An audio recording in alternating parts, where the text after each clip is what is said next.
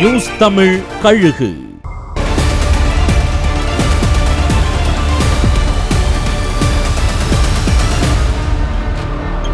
சட்டமன்ற பொது தேர்தல் வர இருக்கிற நிலையில உங்களோட பணிகளை வேகப்படுத்தணும்னு முதலமைச்சர் நிர்வாகிகள் கிட்ட சொல்லியிருக்காரு.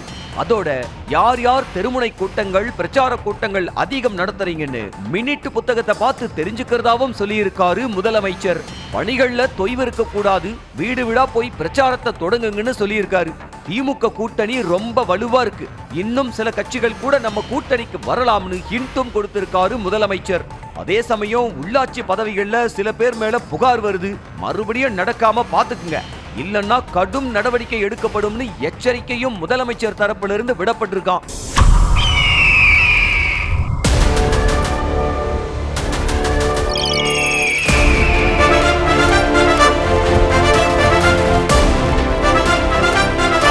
நியூஸ் தமிழ் கழுகு.